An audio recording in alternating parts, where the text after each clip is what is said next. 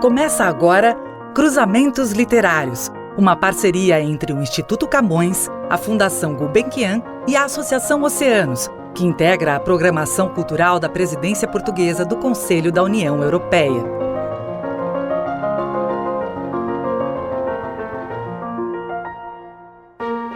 Em homenagem ao Dia Mundial da Língua Portuguesa, Cruzamentos Literários apresenta aos seus ouvintes leituras das obras de escritores convidados para o podcast.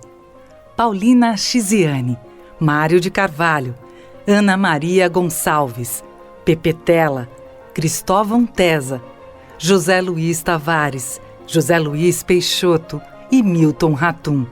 Autores de Angola, Brasil, Cabo Verde, Moçambique e Portugal, que trabalham a língua portuguesa de maneira singular. A seguir, ouçam um trecho do romance Niquete, da escritora moçambicana Paulina Chiziane, na voz da escritora Verônica Stiger. Vou à rua e canto em surdina a canção do desencanto. As mulheres são um mundo de encanto e de silêncio. Dizem que elas falam muito. Pode ser verdade. Dizem que elas falam demais, talvez. Mas elas falam de coisas fúteis, de insignificâncias. Elas sabem guardar bem no fundo delas o seu verdadeiro mundo. As mulheres são um mundo de silêncio e de segredo. A linguagem do ventre é a mais expressiva porque se pode ler na multiplicação da vida. A linguagem das mãos e dos braços é também visível. Segurando um recém-nascido, segurando um buquê de flores no dia do casamento, segurando uma coroa de antúrios na hora do funeral do seu amor. E a linguagem do coração? Ausente muralha de diamante, silêncio de sepultura, ausência impenetrável. E a linguagem da... Se A pudesse falar, que mensagem nos diria? De certeza ela cantaria belos poemas de dor e de saudade. Cantaria cantigas de amor e de abandono, da violência, de violação, da castração, da manipulação. Ela nos diria porque chora lágrimas de sangue em cada ciclo. Dir-nos-ia a história da primeira vez, no leito nupcial, na mata, embaixo dos cajueiros, no banco de trás do carro, no gabinete do senhor diretor, à beira-mar, nos lugares mais incríveis do planeta. Passagem do romance Um Deus Passando pela Brisa da Tarde, do escritor português Mário de Carvalho, na voz da atriz Carme Moretson. Outro dia fiquei estarrecido com o que vi. Era uma manhã agradável e fresca e, contra o meu costume, dei comigo a afastar-me e a deambular pela margem do rio. Debruçado sobre uma sebe, um escravozito apanhava amoras para uma sacola. Nem todas iriam parar à minha mesa, de certo. Habitualmente fecho os olhos a estas pequenas transgressões. As silvas, dá-as à natureza, não exigem despesas nem cuidados. Procurei apenas manter-me à distância, para que a criança não me visse e não ficasse inutilmente embaraçada. Em dado momento, o garoto parou, sentou-se, encheu a boca de amoras, puxou de uma cana e começou a desenhar na areia.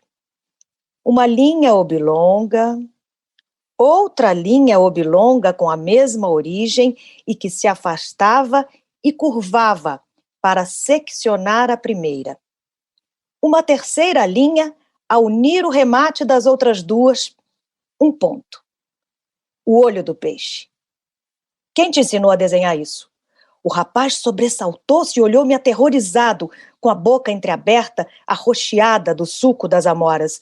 Nunca tinha visto o seu senhor tão ao perto. Eu devia parecer-lhe terrível, ameaçador como Júpiter trovante, levantando-se de entre as nuvens.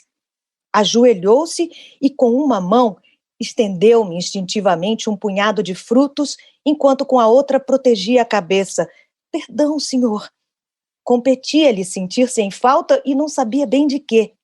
Responde, quem te ensinou esse desenho? Que tinha sido um cardador que passara por ali. Dos meus? Que não, meu senhor, que era homem forasteiro, que ia de longada, com destino certo.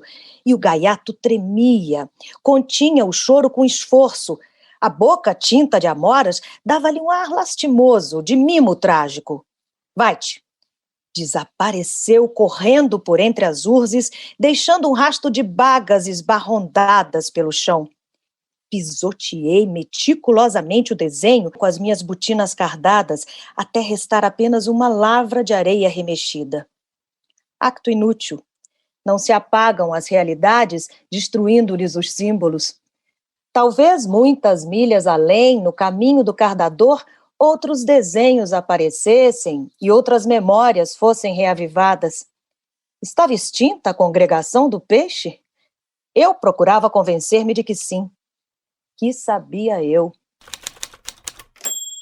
Trecho de Um Defeito de Cor, romance da escritora brasileira Ana Maria Gonçalves, na voz da poeta Roberta Estrela Dalva.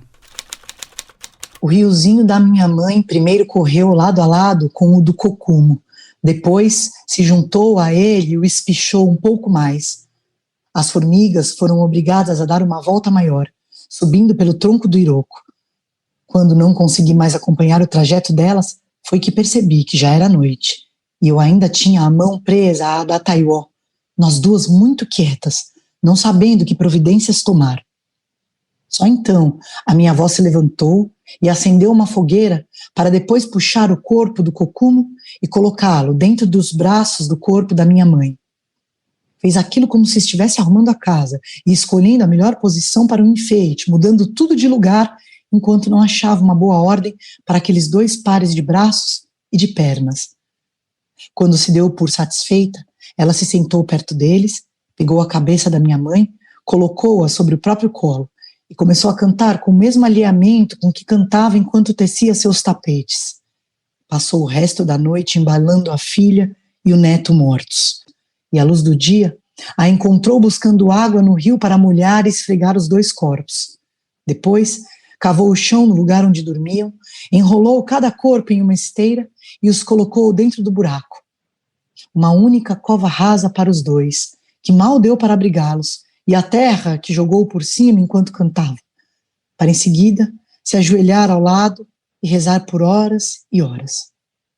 No meio da tarde, reacendeu o fogo no quintal e fez comida, que dividiu em 5 partes iguais, uma para mim, uma para Taiwó, uma para ela e 2 para colocar ao lado da cova.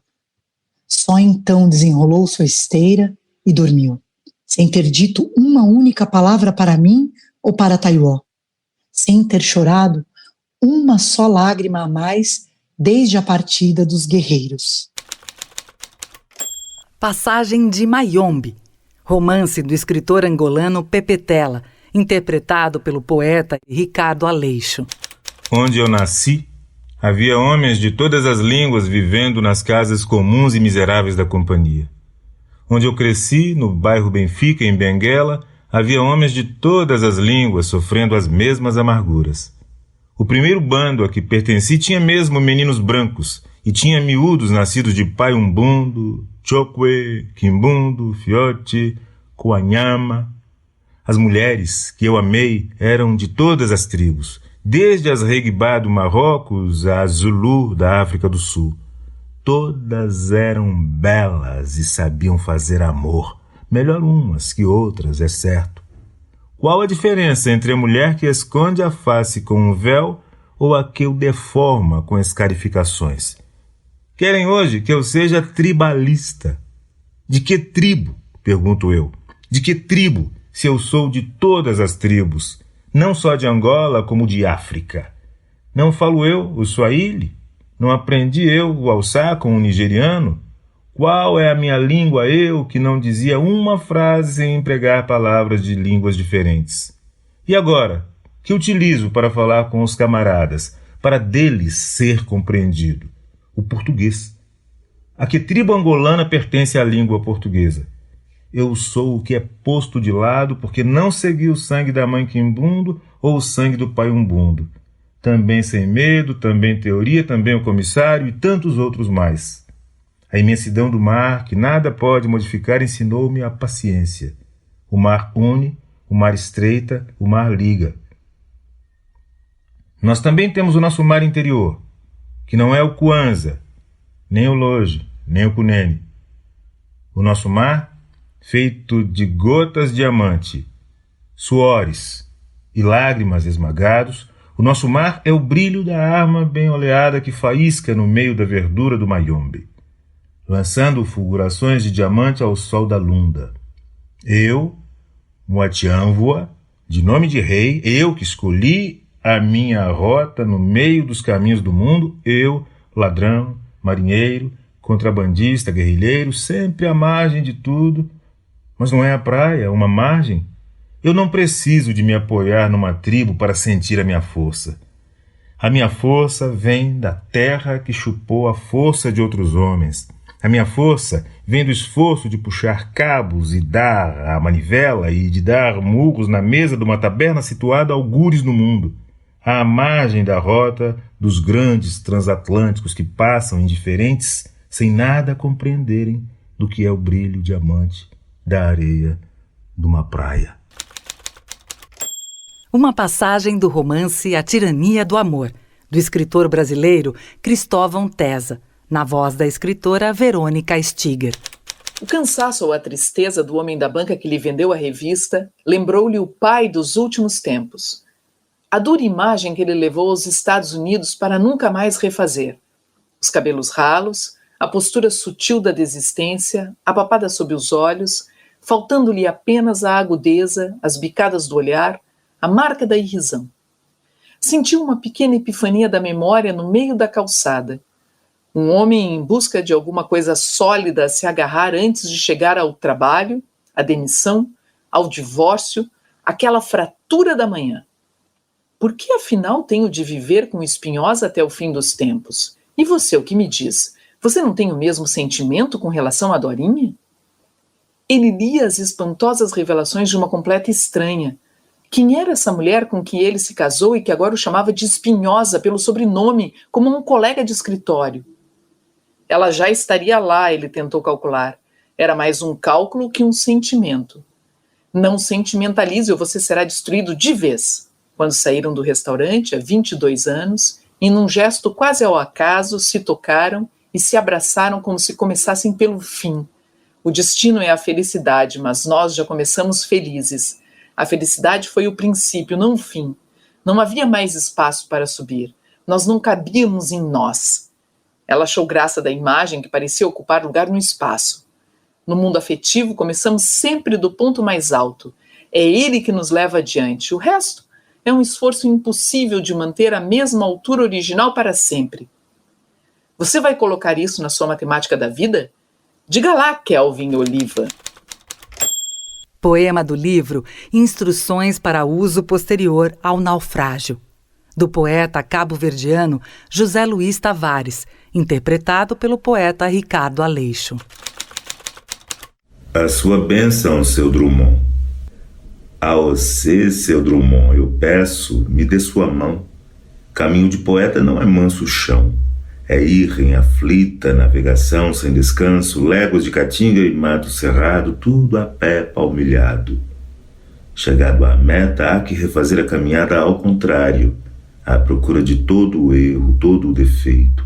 Terrestre bicho do louro não busca os altos céus onde repousa o ser, mas entre véus de fuligem luta com as palavras. Se lhe fogem, ladinas, não há raiva ou desgosto, tudo é maravilhada peleja, suor no rosto. Feita a cesura, abraço forte. Mas tu que lavras sob o cerúmen do sol posto, não temas a treva, sua alta canga, que a quem é cego, o Deus o leva. Trecho do romance Almoço de Domingo, do escritor português José Luiz Peixoto, interpretado por Ronaldo Bressani. Lembrou-se da mãe, a existência da mãe no mundo, quando podia estar num lugar sem ela, mas a saber que ela existia. 90 anos. O Sr. Rui era um filho de 90 anos. Impressionava-se com esta constatação. Surpreendia-se e sabia que aos poucos perderia esse espanto. No entanto, esse esforço seria inglório. Não valia a pena habituar-se a ter 90 anos, porque não vale a pena ganhar-se hábito por nenhuma idade. Lembrou-se da mãe. Lembrou-se das festas do povo, Campo Maior como uma menina vaidosa, enfeitada, Campo Maior inocente. Talvez tenha sido a lembrança da mãe, essa falta definitiva. Ou talvez tenha sido a lembrança tão clara de ser outra pessoa. Uma dessas memórias despertou-lhe um aperto, a pena de tudo que nunca mais se repetirá, e precisou de proteger-se desse peso. Aos poucos, voltou ao quarto, ao dia do aniversário, aos 90 anos. Não podia abandonar as lembranças, constituíam-no, mas precisava de proteger-se delas. Sim, chegavam sons do andar de baixo, as empregadas como extensões da mulher, extensões de tudo que ela faria se pudesse, como fazia antes. Alice, os planos, a mulher iria por fim assistir às imagens que tinha concebido para aquele dia. Por isso, a preparação de talheres, pratos, copos, transporte de cadeiras para a enorme mesa do almoço. Não se lembrava da última vez em que tinha saído tão tarde da cama. Horas antes, escutou todos os detalhes da mulher a levantar-se. Quando a madrugada ainda era funda, começou por distinguir-lhe a vontade e, pouco depois, o primeiro movimento. Então, todos os movimentos, a tentativa pouco hábil de existir em silêncio. Por amizade, o Sr. Rui não alterou a respiração, não tocou na imobilidade do corpo e do rosto, como se estivesse a dormir, disposto a dar e a receber. Trecho do romance A Noite da Espera, do escritor brasileiro Milton Ratum, na voz do poeta Ricardo Aleixo. Querida mãe, por distração acho que escrevi o endereço da Asa Norte no envelope da última carta, datada de fevereiro. Eu e um amigo dividimos um quarto numa casa da W3 Sul. Também sonhei mais uma vez com você. Não foi um sonho sereno num lago imenso, e sim um dos pesadelos nas noites na capital. Você, outras mães e Diná apareciam juntas num protesto contra o fechamento da escola onde estudei. Quando ia te abraçar, soldados do exército reprimiram o protesto e as pessoas sumiram numa poeira cinzenta. Você também sumiu. Não me machucaram quando fui detido em março de 68. Mas os pesadelos, a violência e tudo que vem acontecendo na vida de muitas pessoas dão a Brasília um sentimento de destruição e morte que nem sequer os palácios, a catedral, as cúpulas do Congresso e todas as curvas desta arquitetura conseguem dissipar. Uma ou duas vezes por mês converso com minha avó, a única voz da família que ainda vive para mim. Mas na semana passada fui surpreendido com o telefonema do meu pai. Foi uma conversa breve. A voz de Rodolfo me pareceu animada, como se ele tivesse tirado a sorte grande. Em algum domingo nós vamos almoçar num clube da cidade. Em 4 ou 5 domingos comi muito bem no apartamento da Áurea, tia da Vana, estudante de Direito e namorada do Lélio. A Áurea é chamada de baronesa e se orgulha do apelido. Os convidados são deputados federais, menos Galindo, um gaúcho de uns 50 anos, cuja voz exaltada fala de brasileiros desaparecidos, tortura, insurgências populares. Os deputados parecem envergonhados ou impotentes quando ouvem essas coisas. Ou parecem céticos, não sei. Só a baronesa discorda do gaúcho. Ela afirma que não tem tortura no Brasil, que os militares só matam os terroristas. É uma mulher bem-humorada e sempre diz ao Galindo que ele bebe muito e exagera. O uísque distorce os fatos. Depois ela oferece mais bebida e todos aceitam. Quando falam baixo, não escuto a conversa. Às vezes não entendo tudo. Numa discussão tensa, um deputado perguntou ao Galindo: o que você prefere, um governo rígido, mas honesto num Brasil próspero, ou um regime comunista totalitário num país estagnado? O velho gaúcho respondeu com uma segurança serena: uma rede de criminosos que rasgou a Constituição pode ser chamada de governo honesto e rígido? Depois ele foi embora do apartamento. É um entra e sai sem fim, mãe. Deputados de vários estados brasileiros passam pelo apartamento da baronesa e o almoço se prolonga até o jantar. Muitas vozes, todas masculinas, menos a da anfitriã. É uma festa de sotaques, com bate-bocas e gargalhadas, uma animação animalesca e vulgar, e poucos se envergonham disso. Cruzamentos Literários, uma parceria entre o Instituto Camões, a Fundação Gulbenkian e a Associação Oceanos, que integra a programação cultural da presidência portuguesa do Conselho da União Europeia.